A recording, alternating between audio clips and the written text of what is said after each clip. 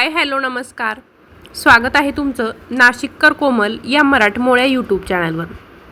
मंडळी, हिंदू परंपरेनुसार असं म्हटलं जातं की मंदिर म्हणजे साक्षात ऊर्जेचं केंद्र आहे.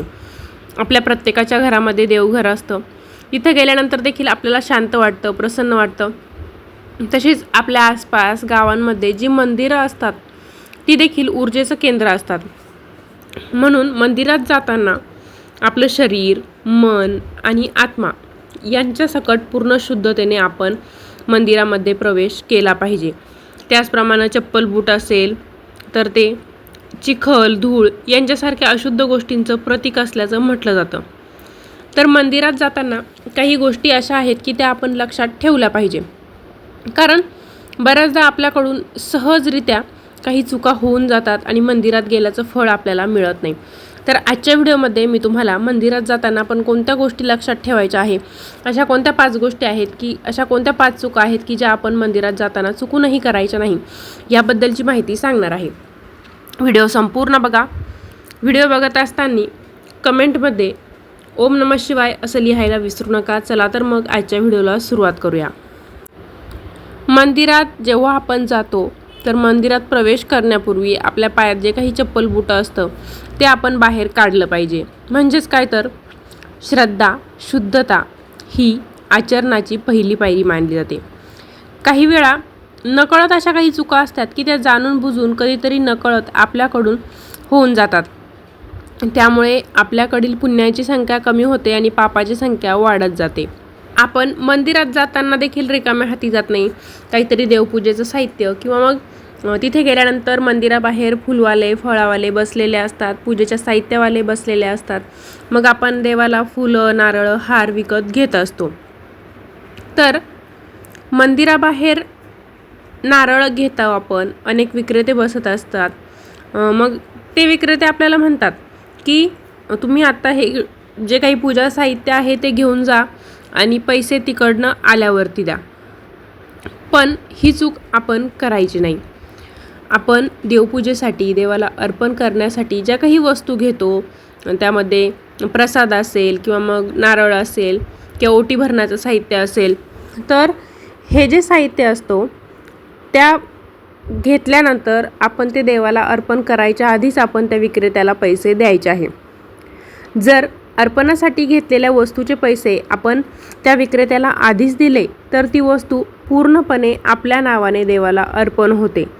त्यामुळे शक्य असेल तर नारळ किंवा जे काही पूजा साहित्य आपण घेतो तर त्याचे पैसे आपण जातानाच म्हणजे देवाला अर्पण करण्याच्या आधीच देऊन टाकणं योग्य आहे. कोणताही दरवाजा असतो तर तिथे उंबरठा असतो, उंबरा असतो. तसेच मंदिराला देखील उंबरा असतो. मग आपण काय करतो, मंदिरात गेल्यानंतर जेव्हा आपण मंदिराची पहिली पायरी चढून जातो, मंदिराच्या चौकटीतून आत प्रवेश करतो, तर त्या आपण उंबऱ्याला स्पर्श करतो. तर हे चुकीचं आहे. मंदिरात गेल्यानंतर खाली उंबऱ्याला चुकूनही आपण स्पर्श करायचं नाही. वरती जे दरवाजा असतो त्याच्यावरती काहीतरी देवाचा फोटो लावलेला आपल्याला बघायला मिळतो. प्रामुख्याने गणपतीचाच फोटो असतो. आपलं घराचं मुख्य प्रवेशद्वार जरी असलं तरी त्याच्या वरती देखील गणपतीचा फोटो असतो. म्हणून मंदिराच्या उंबऱ्यातून, मंदिराच्या चौकटीतून प्रवेश करताना खाली उंबऱ्याला नाही तर आपल्याला चौकटीला स्पर्श करायचा असतो. कारण वरती गणपती बाप्पाचं स्थान असतं आणि खाली कीर्तिमुखी राक्षस असतो. म्हणून आपण जेव्हा मंदिरात आत प्रवेश करतो तर तेव्हा उंबऱ्याला नाही तर चौकटीला आपण स्पर्श करायचा असतो. तिसरी गोष्ट म्हणजे मंदिरात गेल्यानंतर, प्रत्येक मंदिरात गेल्यानंतर एक गोष्ट आपल्याला आढळते ती म्हणजे घंटा. तर आपण मंदिरात गेल्यानंतर घंटा वाजवतो आणि लगेच पुढे निघून जातो. तर असं करायचं नाही. मंदिरात गेल्यानंतर जेव्हा आपण घंटा वाजवतो तर त्या घंटेचा जो नाद असतो, काही क्षण 1-2 सेकंद का होईना तिथं उभं राहून त्या घंटेच्या नादाचा आपण अनुभव घ्यायचा असतो. त्या घंटेखाली आपण 1-2 सेकंद का होईना घंटा वाजवल्यानंतर थांबायचं असतं. त्याचं कारण असं की जेव्हा घंटानाद होतो तर त्या घंटानादामुळे आपलं मन एकाग्र व्हायला मदत होते. आपल्या मनातील जे काही नकारात्मक विचार सुरू असतात ते दूर होतात आणि भक्तिभाव आपल्या मनातील अधिक वाढीला लागतो. म्हणून मंदिरातील घंटा वाजवल्यानंतर थोडा वेळ का होईना आपण त्या नादाचा अनुभव घ्यायचा असतो. पुढची चौथी गोष्ट म्हणजे बऱ्याच जणांना सवय असते बाहेरून आले की लगेच हातपाय धुवायचे. ही एक चांगली सवय आहे. पण जेव्हा आपण मंदिरात जाऊन येतो तर मंदिरातून घरी आल्यानंतर लगेच हातपाय धुवायचे नाही. त्याचं कारण असं, आपण मंदिरात जातो ते म्हणजे सकारात्मक ऊर्जेने, आध्यात्मिक ऊर्जेसाठी. म्हणून आपण जेव्हा देवदर्शन करतो तर ती देवदर्शनातून जी सकारात्मक भावना किंवा आध्यात्मिक ऊर्जा आपल्याला मिळाली असते, ती मिळालेली ऊर्जा अधिक काळ टिकून राहण्यासाठी आपण लगेच मंदिरातून घरी आल्यानंतर हातपाय धुवायचे नसतात.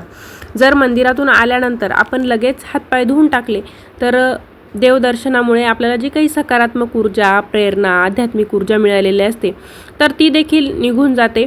म्हणून मंदिरातून आल्यानंतर लगेच हातपाय धुवायचे नसतात. मंदिरातून आल्यानंतर काही वेळाने हातपाय धुवा किंवा नाही धुतले तरीही चालतील. पुढची 5वी गोष्ट अशी आहे आणि खूप महत्त्वाची गोष्ट आहे. आपण मंदिरात जातो, चप्पल घालून जातो. मंदिरात गेल्यानंतर चप्पल नेमकी कुठे ठेवायची, कशी ठेवायची याबद्दलची माहिती मंदिरात जाणाऱ्या प्रत्येक व्यक्तीला असली पाहिजे. बरेच जण काय करतात, मंदिरात गेल्यानंतर मंदिराचा जो प्रवेशद्वार असतो त्याच्या समोरच चप्पल ठेवत असतात. पण हे आपल्याला टाळायचं आहे. कारण तिथं लोक सतत चप्पल ओलांडतात म्हणून ते स्थान अशुभ मानलं जातं.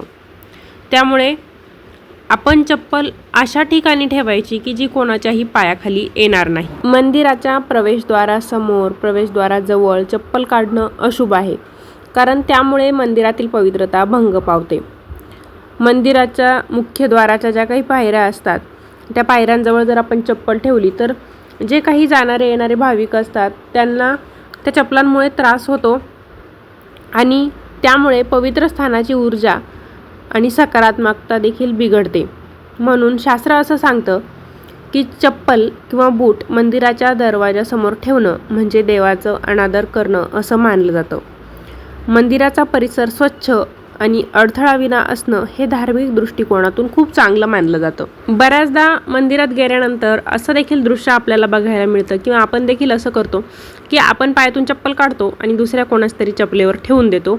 किंवा बऱ्याच ठिकाणी मंदिरात एकावर एक चपला बघायला मिळतात. ज्या मंदिरांमध्ये खूप गर्दी असते अशा ठिकाणी आपल्याला एकावर एक चपला काढलेल्या दिसतात. तर मंदिरात जागा अपुरी असते म्हणून असं दृश्य होत असतं किंवा आपल्याकडून देखील असं घडत असतं. पण हे पूर्णपणे चुकीचं आहे. धार्मिक मान्यतेनुसार एखाद्याच्या बूट किंवा चपलावर पाऊल ठेवणं अशुभ मानलं जातं. बऱ्याचदा काही वयोवृद्ध व्यक्ती असतात, आपल्यापेक्षा मोठे व्यक्ती असतात, त्यांच्या चपलेवर आपण चप्पल काढतो. म्हणून आपण जेव्हा चप्पल काढतो तेव्हा एका गोष्टीची काळजी घ्यायची की आपण चप्पल कोणाच्याही चपलेवरती काढायची नाही. चप्पल ही मंदिराच्या बाहेर मुख्य प्रवेशद्वारापासून दूर आणि मोकळ्या जागेत काढायची, जेणेकरून ती कोणाच्याही पायाखाली येणार नाही. किंवा मंदिराचं गेट असतं तिथे देखील काढायची नाही. आपली चप्पल कोणाच्याही पायाखाली येणार नाही याची काळजी आपणच घ्यायची असते.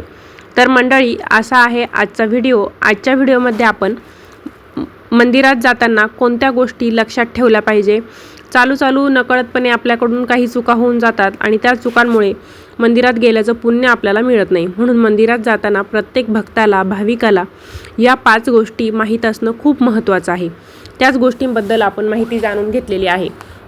व्हिडिओ आवडला असेल तर लाईक करा, शेअर करा. अजून आपल्या चॅनलला सबस्क्राईब केलं नसेल तर धार्मिक, आध्यात्मिक तसेच सणावारांचे व्हिडिओ बघण्यासाठी आजच नाशिककर कोमल या मराठमोळ्या यूट्यूब चॅनलला सबस्क्राईब करा. त्या शेजारी बेल आयकॉन आहे त्याच्यावरती देखील क्लिक करा, म्हणजे नवीन व्हिडिओंचे अपडेट तुम्हाला नोटिफिकेशनद्वारे मिळतील. पुन्हा भेटूया अशाच एका नवीन व्हिडिओसोबत. धन्यवाद.